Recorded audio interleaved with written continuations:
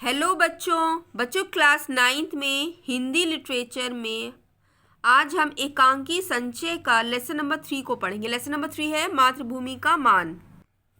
Lesson number 3 मातृभूमि का मान। इसके एकांकीकार हैं श्री हरिकृष्ण प्रेमी जी। एकांकी को शुरू करने से पहले बच्चों हम एकांकीकार का परिचय को जानेंगे।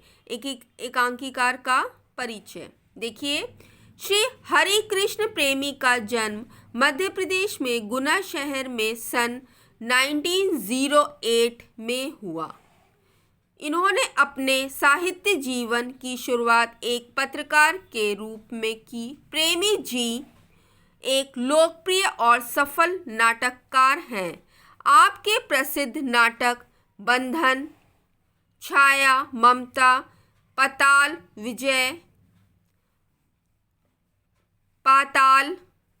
विजय, रक्षाबंधन,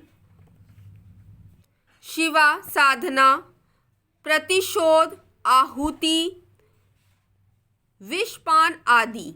प्रेमी जी के एकांकियों में बेड़ियां, बादलों के पार, वाणी, मंदिर, नया समाज, मातृभूमि का मान, निष्ठुर न्याय आदि।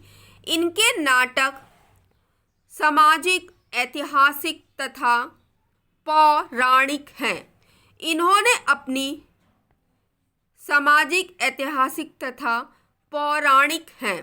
इन्होंने अपनी रचनाओं में मानवीय प्रेम, देशभक्ति, राष्ट्रीयता, वीरता, साहस, पराक्रम जैसे मानवीय मूल्यों को स्थान दिया। सन 1974 में इनका निधन हो गया। बच्चों, ये एकांकीकार का परिचय है। इसके बाद हम एकांकी का उद्देश्य को जानेंगे। बच्चों, मातृभूमि का मान का उद्देश्य, ठीक है बच्चों। देखिए यहाँ पे एकांकी मातृभूमि का मान अपने उद्देश्य से पूर्ण रूप से सफल है। एकांकीकार ने प्रारंभ से ही मातृभूमि के मान संदर्भ में ही रचना का ताना बाना बुना है। बूंदी एक छोटा राज्य है जिसे मेवाड़ के महाराणा लाखा अपने राज्य में मिलाना चाहते हैं। इसे बूंदी का राव हेमू अस्वीकार कर देता है। वह मातृभूमि के मान पर कोई आँच नहीं देना चाहते। इसलिए वे कहते हैं कि बूंदी स्वतंत्र रहकर ही महाराणाओं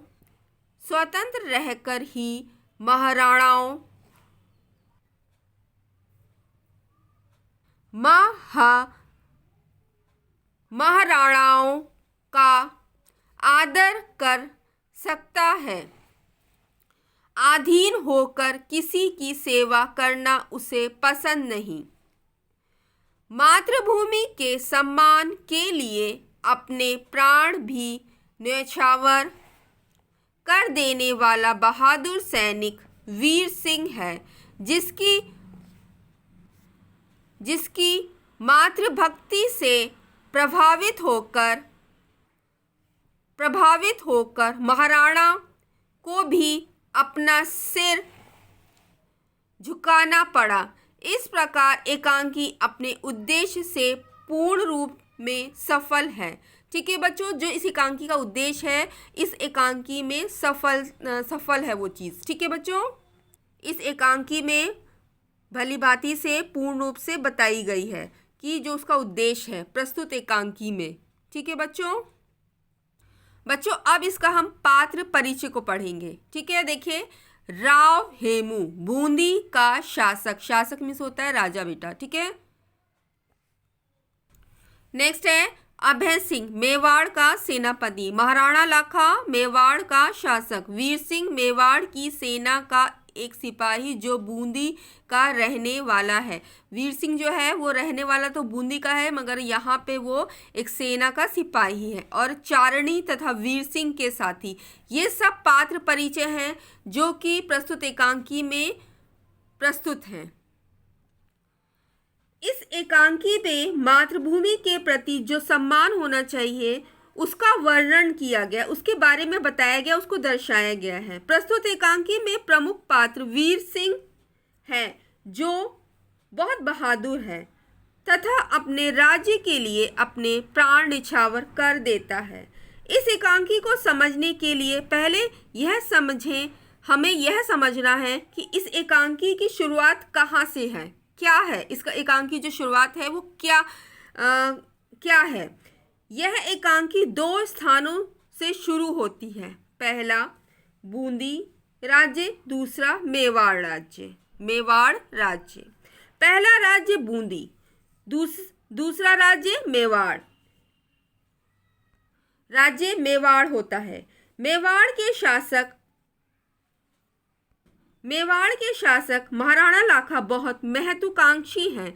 वो चाहते हैं कि वो अपना राज्य का विस्तार करें, जिससे उन्होंने छोटे छोटे राज्य जीतकर अपने अधीन कर लिया और अपने राज्य की सीमा बढ़ा ली।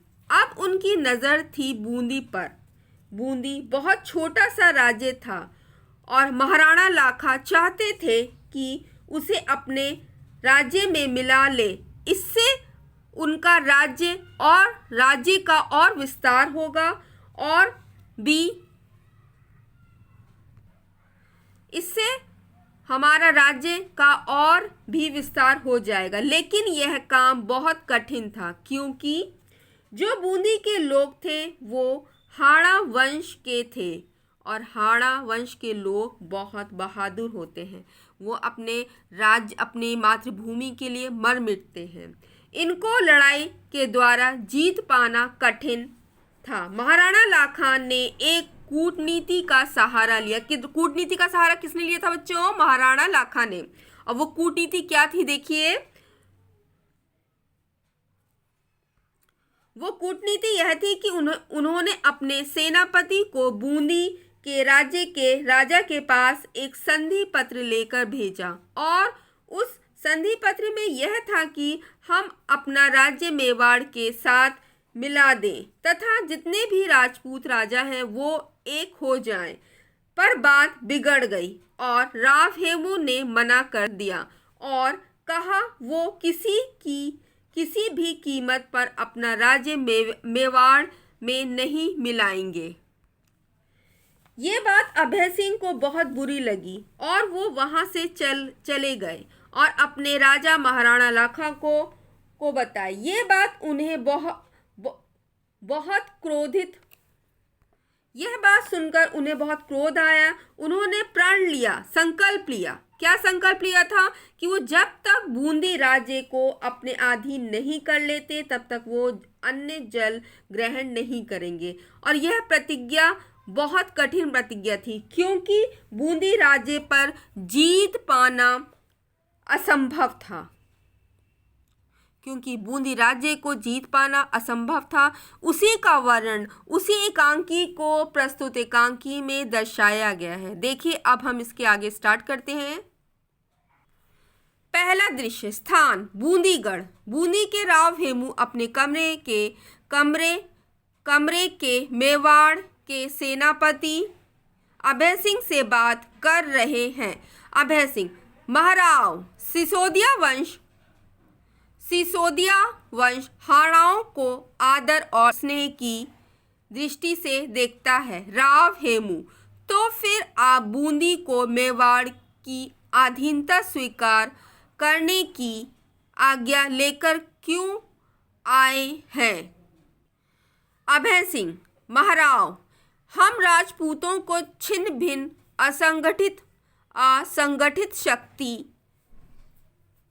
विदेशियों का किस प्रकार सामना कर सकती है, इस बात की अत्यंत आवश्यकता है कि हम अपनी शक्ति एक केंद्र के अधीन रखें। ये कौन कह रहा है?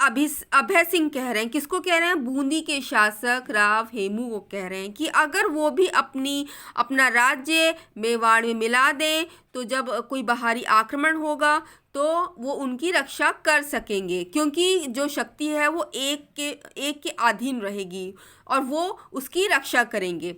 राव हेमू, और वह केंद्र है चित्तौड़।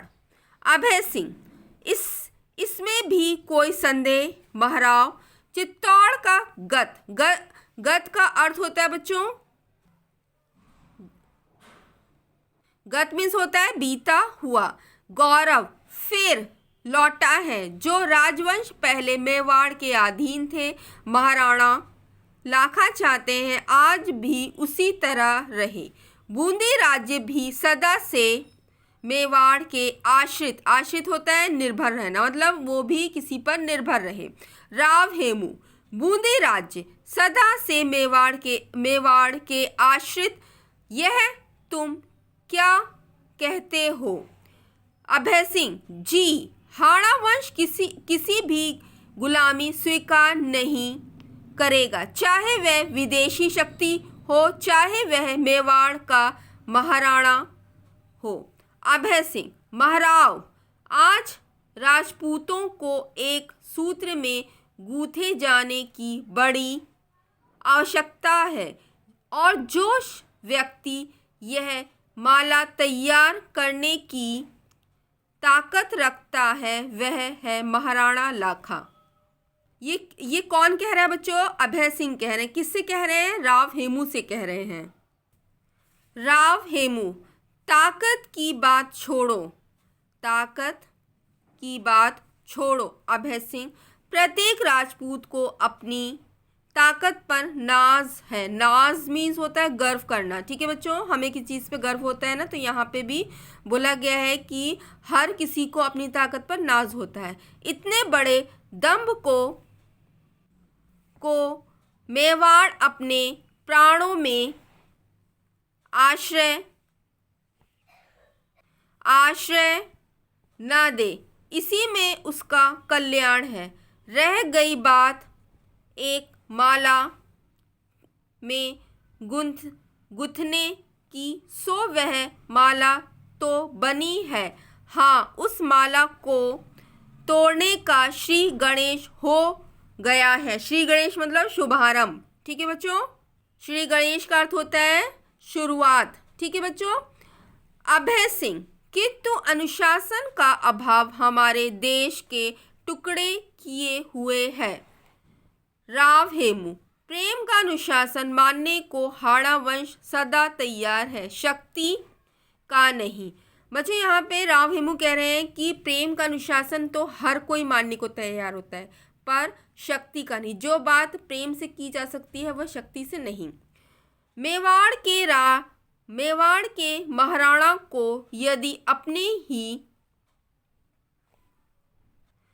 राव हेमू, प्रेम का अनुशासन मानने को हाड़ा वंश सदा तैयार है, शक्ति का नहीं। मेवाड़ के महाराणा को यदि अपने ही जाति भाइयों पर अपनी तलवार आजमाने की इच्छा हुई है तो उससे उन्हें कोई नहीं रोक सकता। बूंदी स्वतंत्र राज्य और स्वतंत्र रहकर वह महाराणाओं का आदर करता रह सकता है। अधीन होकर किसी की सेवा करना वह पसंद नहीं करता। इसके आगे बच्चों नेक्स्ट वीडियो में पढ़ेंगे। Thank you.